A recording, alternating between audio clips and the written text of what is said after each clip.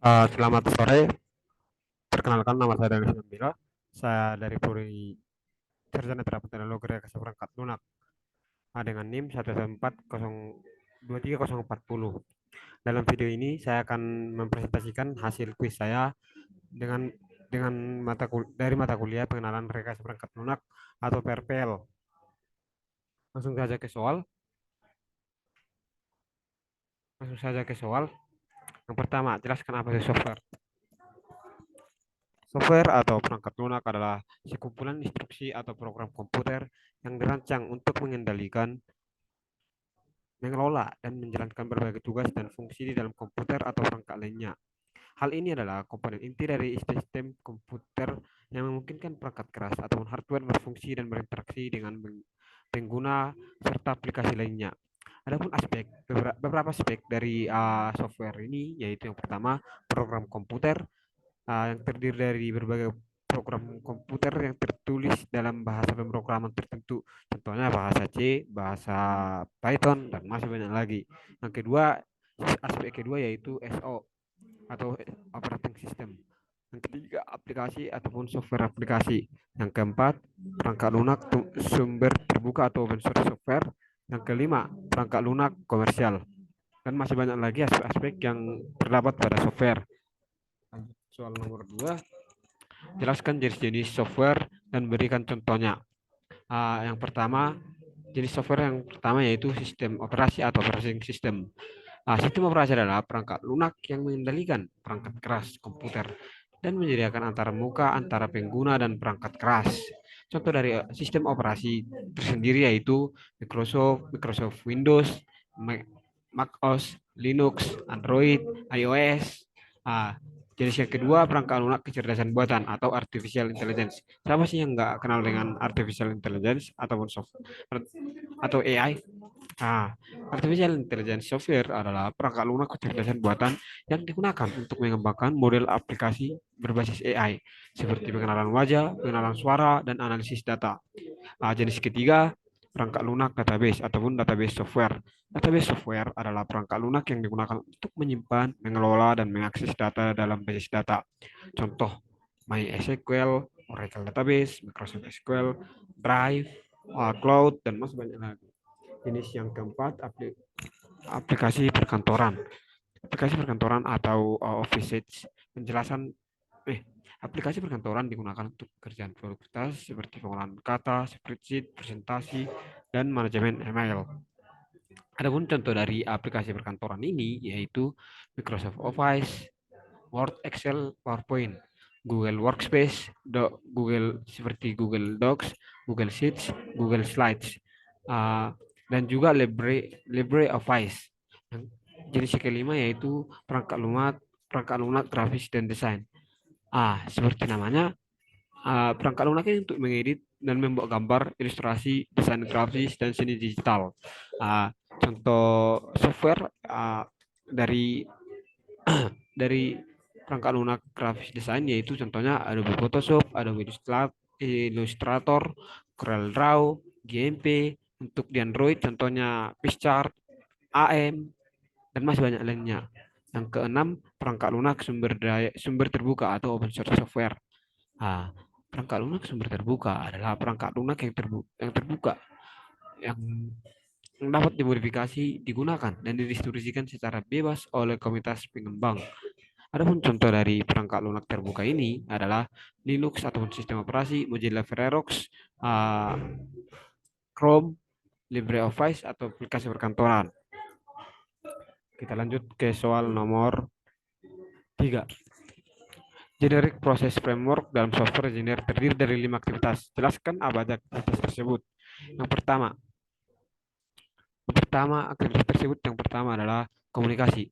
Komunikasi melibatkan antara tim pengembang perangkat lunak dengan pemangku kepentingan ataupun stakeholder dan pengguna akhir. Komunikasi ini merupakan untuk memahami kebutuhan pengguna, tujuan proyek, dan persyaratan bisnis. Komunikasi yang efektif sangat penting untuk memastikan pemahaman yang jelas tentang software apa yang akan kita buat. Yang kedua, perencanaan ataupun planning. Perencanaan ataupun planning melibatkan penyusunan rencana proyek perangkat lunak yang mencakup penentuan sumber daya, anggaran, jadwal, dan strategi pengembangan. Dalam aktivitas ini, berbagai keputusan seperti metode pengembangan yang digunakan, alokasi tugas, dan manajemen risiko juga dibuat. Yang ketiga, modeling dan desain.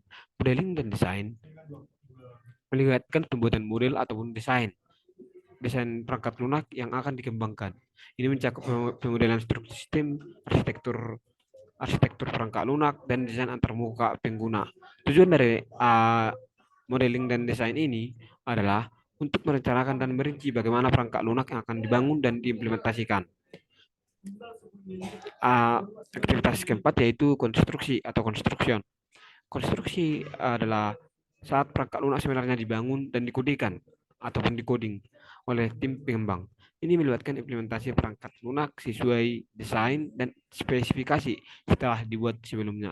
Aktivitas ini sering mencakup pemrograman pengujian unit dan integrasi komponen. Adapun proses kelima yaitu pengujian ataupun testing.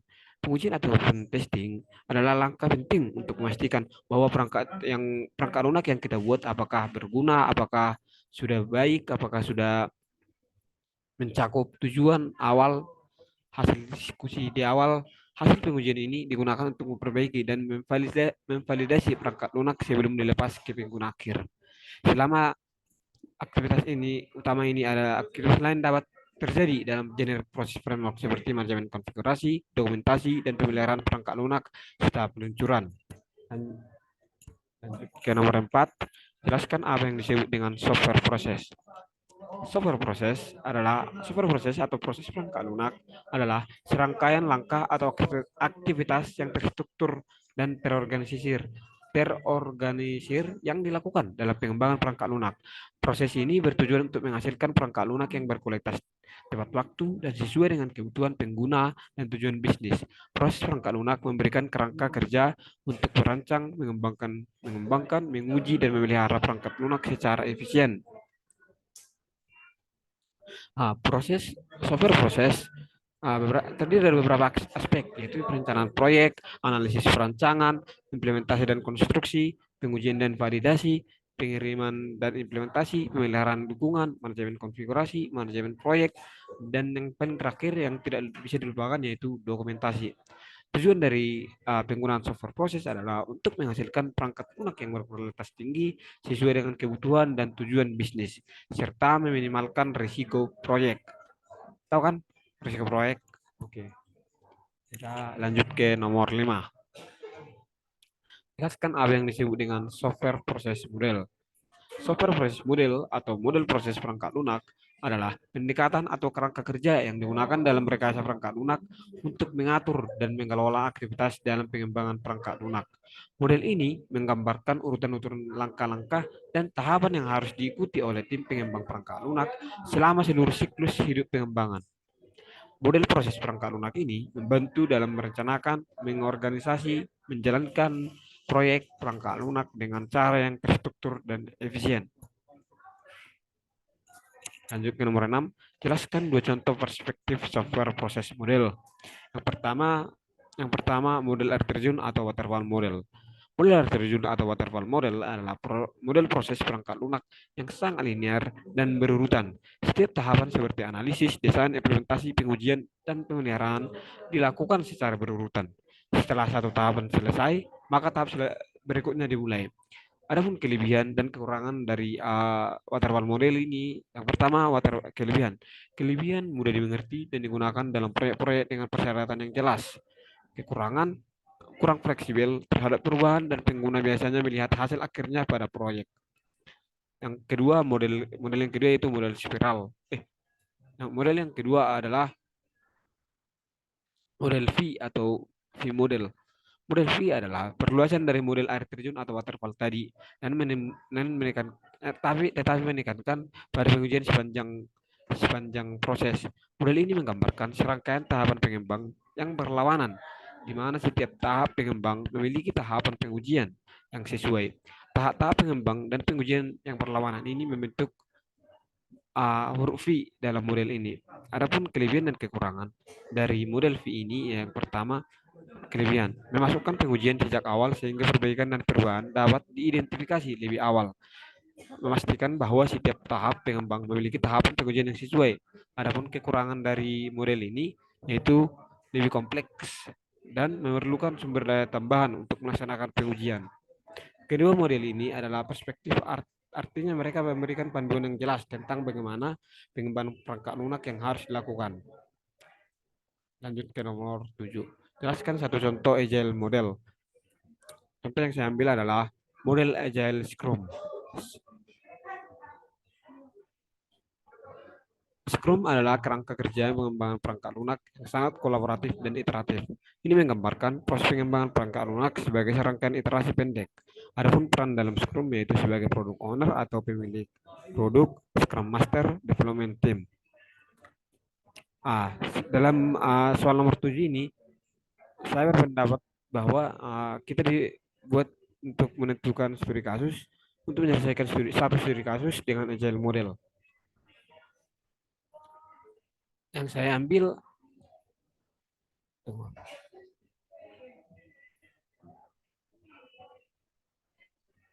kasus yang saya ambil yang sudah pernah saya pelajari yaitu tentang Pijan Daliman. Dalam kasus ini, di mana restoran Pijan Daliman ingin mengotomatisasi proses pembayaran dan pembukuan keuangan mereka, serta anggaran yang terbatas dan kebutuhan segera peningkatan pengembangan perangkat lunak yang cocok adalah agile model. Model iteratif agile model juga disebut dengan model iteratif dan incremental. Tahap pertama yang akan kita lakukan yaitu dengan analisis awal. Yang dimana analisis awal adalah proses identifikasi persyaratan inti seperti kemampuan untuk mencatat transaksi penjualan dari mesin kasir serta kemampuan untuk melihat aliran transaksi penjualan.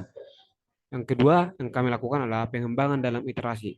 Selanjutnya kita akan membagi pengembangan perangkat lunak ini ke dalam beberapa iterasi pendek. Iterasi pertama dapat fokus pada integrasi dengan mesin kasir dan kemampuan dasar pencatatan. Yang ketiga, proses yang selanjutnya adalah feedback dan perbaikan. Kita dapat melakukan feedback dan perbaikan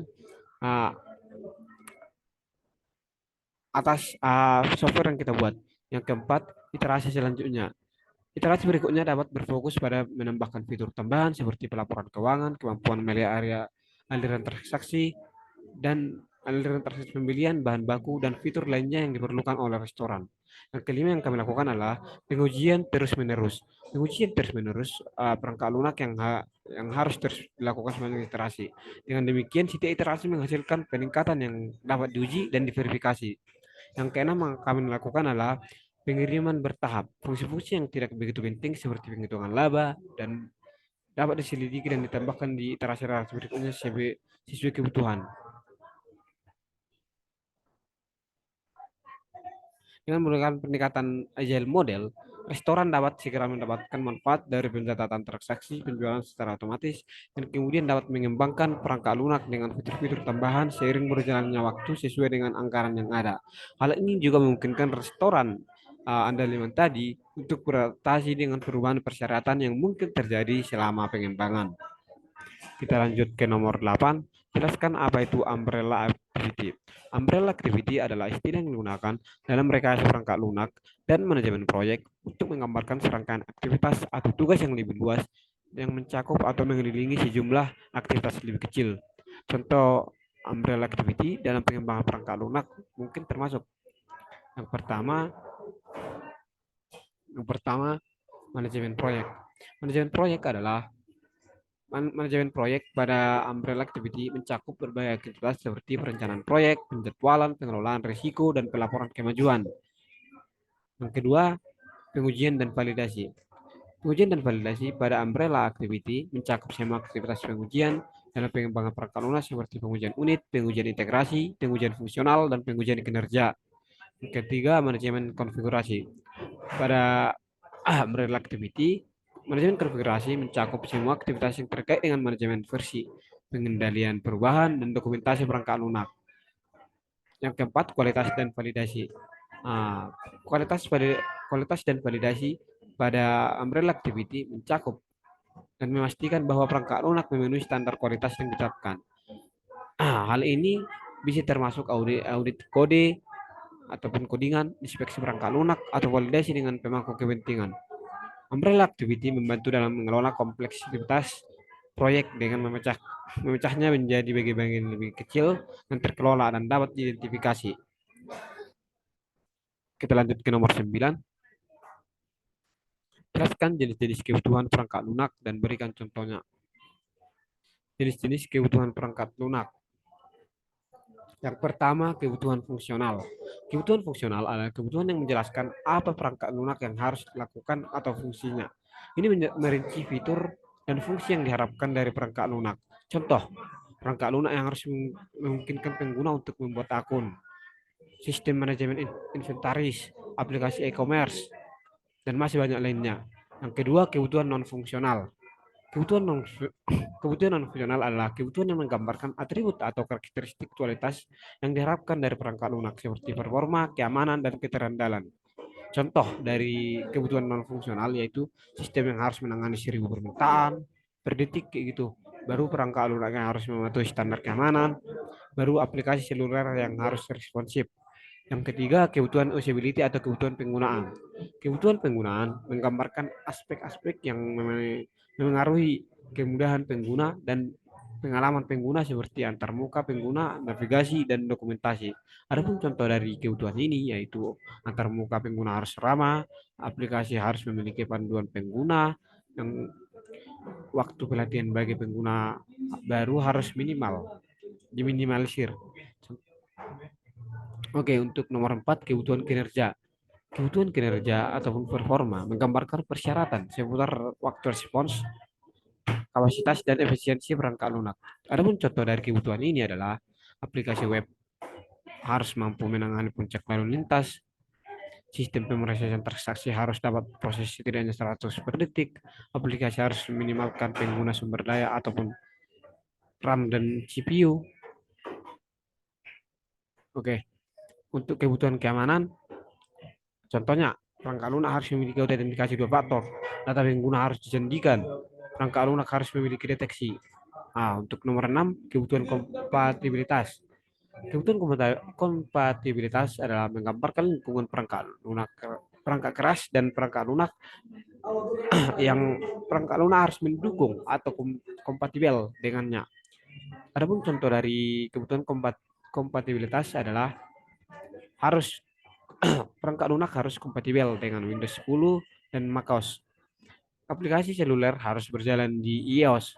Perangkat lunak harus mendukung beberapa bahasa dan lokalisasi. Yang ketujuh, kebutuhan regulasi. Kebutuhan regulasi adalah persyaratan yang harus dipatuhi oleh perangkat lunak sesuai dengan peraturan, undang-undang, atau standar tertentu. Contoh, perangkat lunak medis yang harus mematuhi standar FDA, baru perangkat lunak perbankan yang harus memenuhi persyaratan keamanan PCI DSS ataupun standar keamanan data kartu pembayaran. Yang kedelapan, kebutuhan data. Kebutuhan data merinci bagaimana data akan dikumpulkan, disimpan, diproses, dan diakses oleh perangkat lunak. Contohnya, sistem manajemen inventaris yang harus mencatat tanggal pembelian, jumlah stok, dan harga barang.